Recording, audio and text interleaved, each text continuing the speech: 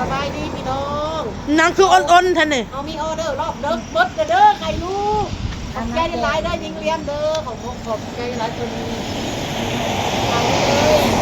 13 หน่วยตัวละ10 บาท130 บาทก็ต้องเมาเลยหมดเนาะอันนั้นเสียบเอ็นเน่เนาะเมาเลยเพราะนี่200แล้วมาเราอุ่น200อันนั้นอันนี้530 บาทเพิ่นเมาเอาแขกพอเอาน้อยหนึ่งก็ได้นะอันนี้ลายโพด มันหลายโพดชาวแขกก็ได้เด้อพี่น้องเด้อ แขกเลยกันหมดแล้วแขกก็น้อยแขก นูนกันกินนี่แหละพี่น้องเลย เอา เอาน้อยกินกับเขา ขอบใจแล้วแน่นี่ เอาขอบใจเด้อขอบมกขอบใจพี่เลี้ยงเอ้ยให้ร่ำให้รวยให้โชคมาในจุดเลข5 โต๊ะ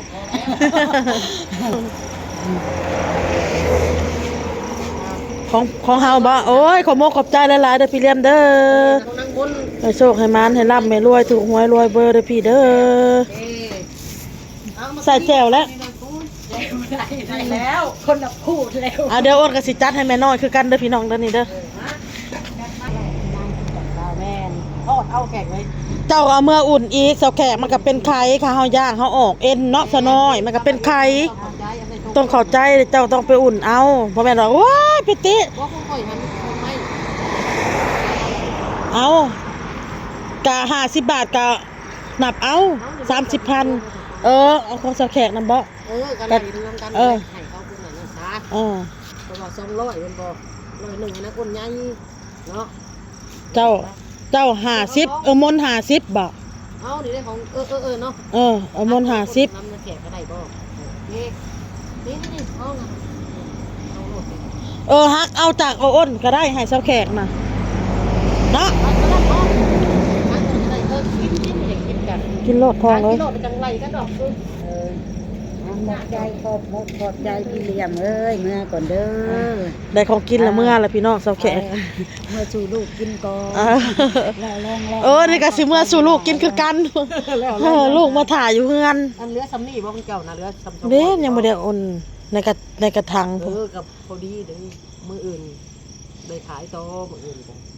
มีกำลังใจขายโตปลาเค้กเล่นไว้ปลาแขกไปพวมันฮอดนะมึงรีบเมื่อรถ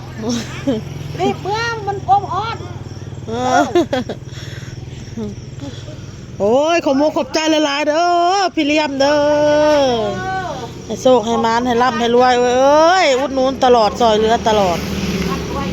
ให้โชคให้มานให้ร่ำให้รวยพี่เอ้ย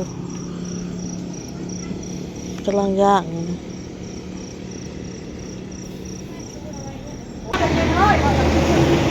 ให้เอาลงเลยถ่ายเรียกบางเพชรถ่ายลงขายเครื่องเขามาซื้อตั้งหมดถุงแล้วเขาก็อยากกินอย่างนี้ออกมาไว้เด้ออื่นนะเด้ออย่าซวย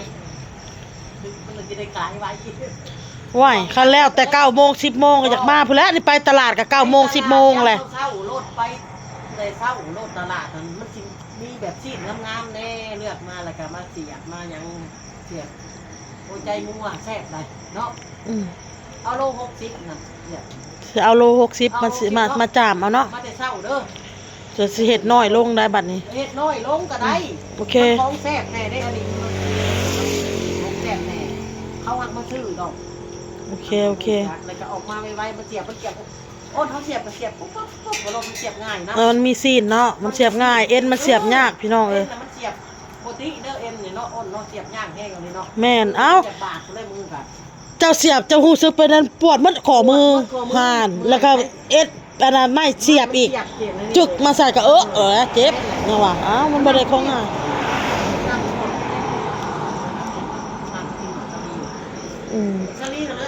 ปิ้งสลียังทง1บ่เจ้าน้องนัดกินยังน้องนัดไปแล้วย่างกับพี่น้องย่างเอ็นนะพี่น้องย่างมือเอาตัวใหม่มาขายพี่น้อง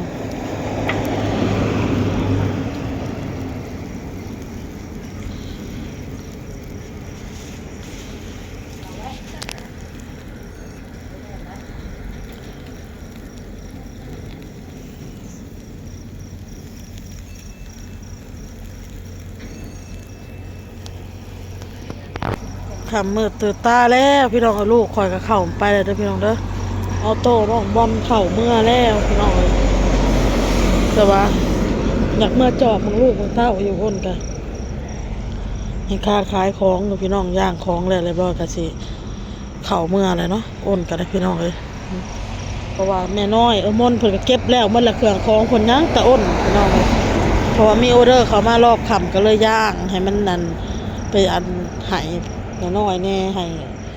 มนแน่ให้อ้นแน่เสาแขกแน่เพิ่นเอาเพิ่นเอาเนาะเพิ่นเนาะย่างให้มันอันนั้นก่อนพี่น้องอ้นก็เก็บเครื่องเก็บของมาฮอดเฮือนฮอดซาแล้วเด้อพี่น้องเด้อเอาเข้าตู้พี่น้องเลยผักมี4ซองเป็นประเภทแจ่วเฮาพี่เลี้ยมละอุดหนูนแม่น้อยไข่พี่น้อง5หน่วยอ้นกินอยู่ห้านพุ่นแล้วล่ะหน่วยหนึ่งแล้วเรียบร้อยสบายดีนะลูกขอบใจปลาเลี่ยมแน่ ใจเด้อปลาเยี่ยมขอบใจเด้อปลาเยี่ยมให้เธอเด็กให้หาโตเออ เว้าดีๆแต่ว่าลูกอ้นน่ะกินหน่วยหนึงพี่น้องก็ยังเหลือไข่4หน่วยมาถ้าออโต้ก็รับยังแต่เท่าบอลยังบ่รับพี่น้องเอ้ยผมขอบใจเพิ่นละลายเขาอันน่ะซะน้อยมนเพิ่นก็อยู่เป็นหมู่เด้อพี่น้องเด้อเพราะว่าเครื่องขายของเพิ่นน่ะมันหมดแล้วเนาะเพิ่นเนาะนั่งแต่อ้นบัดนี้อ้นย่างเพอมีออเดอร์ย่างให้มันหมดเพิ่นอุดหนุนเครื่อง200บัดนี้เครื่องขายเฮาบ่ฮอด200ได้แต่175บาทเนาะพี่น้องเนาะกินลูกแจ่วคือบ่เอาซะกินคือบ่มีจานมีจีนเลยเนาะกินแบบนั้นแหละเอานาทีก็เอาจานมาห้องแล้วกินลูกข้าวกับไข่สบายดีพี่น้องอยู่เพื่อนกับลูกๆพี่น้องเลยอยู่กับน้องบอลน้องออโต้มันนี่บาเต้เพิ่นบ่ได้มาทำ OT ได้แต่เสร็จเอาพี่น้องมันบ่มีสัญญาณเนาะ ปักตะหกอยู่ ออโต้รับแล้วพี่น้อง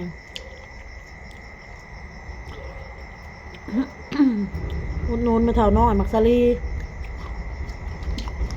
ท้องนึงมื้อเนี่ยให้ลูก2หน่วย ไปโรงเรียนนั่นแหละ มื้ออื่นบ่ได้ไปโรงเรียนบ่ฝากโรงเรียนบ่ ปักก็ต้องไปสหาของที่แต่ว่าปักก็ต้องไปที่มาที่เตามันก็ทิพย์หน้าแล้ว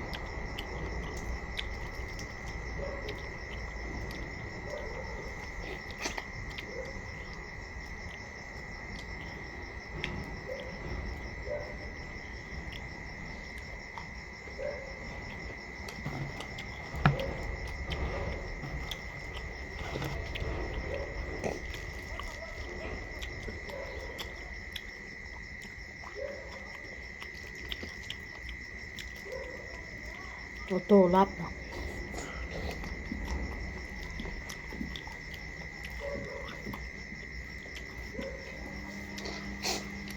ออโต้ถึงแม่ตีมื้อนี้พี่น้องตีขา2 บาท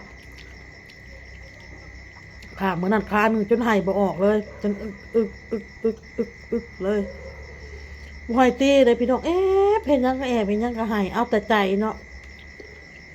กินฟ้ามือมื้อนี้จนเป็นหอยพามืออดนั่นแหละดิ้วบักใหญ่มือพามือใหญ่เนาะพามืออ้นนี่ตีแล้วก็อีต้นลู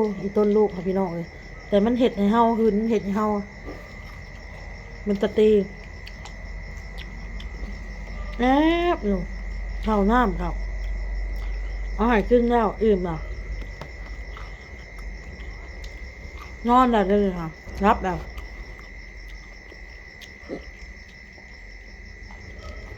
เล่นไปหาอ้ายก็ไรนี้อ้ายก็บ่สนใจคานลี่ในกล้องโต๊ะนะพี่น้องมันหึน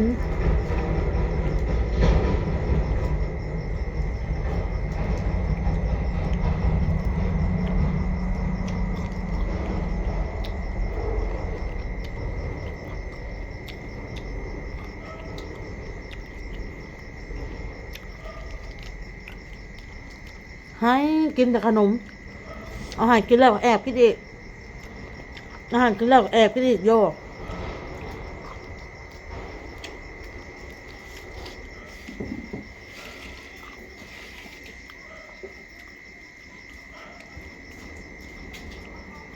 เอาไปเอามาหมดเงินขายเครื่องบริยังในเห็นน้ำอารมณ์มันให้อย่างงั้นบางทีแขกคนมาก็อายพี่น้องเลยเฮาบ่จักแนวสิญัวสิเอานี้ผัดเครื่องจะขาย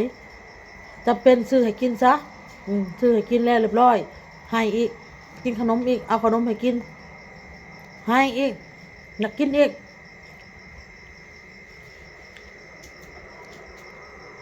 เหมือนอดเลยฟาดซะ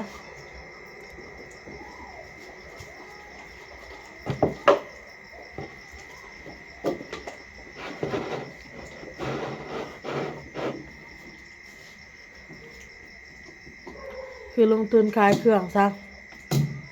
300ลูกเอาไปกินซะ150สมมติว่าลงทุนไป300เขาขายของได้แต่150นะเพราะว่าบางทีเขาก็ขายบริมดเนาะเครื่องของเขาขายได้แหละลูกเอาไปกินแหละมึงเขาเห็ดเขากับเมื่อยลูกก็เป็นแนวนี้พี่น้องเลยคิดไปขึ้นมาปัดจากยาอุ่นนะพี่น้องเอ้ยอยากยาอยากเศร้าแล้วขายเครื่องคิดไปคิดมาFCเพิ่นที่เพิ่นอุดหนุนเฮาสนับสนุนเฮาก็อยากให้เฮาน่ะมีความอดทนอยากให้เฮาสู้เนาะพี่น้องเนาะอยากให้เฮาอยากเป็นแรงบันดาลใจให้เฮาอะนะอยากให้เฮาสู้ให้เฮาอดทนตั้งใจทำมาค้าขายได้เล็กได้น้อย FC นะอ่นก็เข้าใจเพิ่นอยู่พี่น้องเอ้ยเพิ่นสวยเพิ่นสู้เฮาสนับสนุนเฮาก็สาธุขอให้เพิ่นมีแต่ความสุขความเจริญเด้อพี่น้องเด้อที่เพิ่นสวยเพิ่นสู้อ่นก็สาธุเฮาพัดได้พี่น้องเอ้ยลูกน้อยมันแอบกินอยู่มีแต่ว่ามื้ออื่นนี่แหละสิให้น้องบอลอยู่เฮือนกับน้องบ่ให้ออกไปบ่ให้ออกไปเด็ดขาดเพราะขอยสิลักไปให้เพิ่นอยู่เฮือนกับอ้ายเพิ่นมีแต่ฮอดยามกินข้าวกินน้ำแล้วอ้นสิเข้ามาหาข้าวหาน้ำให้ลูกกินพระอยู่อ้ายผัดบ่ได้ใส่ใจเบิ่งน้องบัดนี้พี่น้องเราก็สิเฮ็ดน้ำเว้าเฮ็ดน้ำลาวรัวลิ้นโทรศัพท์คือมื้อก็วานนี่แหละเมื่อวานมีเฒ่าน้อยว่าออโต้ออกไปฮอดทางพวกใครแต่แม่น้อยนะเราออกมาขายเครื่องขายของแล้วเห็นเราไหลเขามาไหลกลับเขามาในย่างกลับเขามาคืนพายแม่ก็เห็ดเครื่องขายเนาะคิดว่าอยู่น้ำอ้ายเบิ่งมาแล้วผัดว่าอ้ายเบิ่งโทรศัพท์เจยนอกออกไปหดทางบ่ฮู้จักคลิปนี้อ้นก็ลาละเด้อพี่น้องมาฮอดเฮือนฮอดซานเลยล่ะขายเครื่องขายของก็หมดมื้ออื่นนี่เลยไปตลาดอีกขายเครื่องอีกขายของอีกพี่น้องเอ้ยขายไปสู่ไปนี่แหละจนนั่นถึงที่สุดพุ่นแหละเนาะพี่น้องสู่ไปจนว่ามันบ่รอดอลีพุ่นแหละจะสิได้ยาได้เศร้าขายของก็ได้พี่น้องเอ้ยสิอดสิสู่สิทนเอาอดเอาไปเลยพี่น้องเอ้ยคลิปนี้ก็ได้พอคลิปหน้าสบายดีพี่น้อง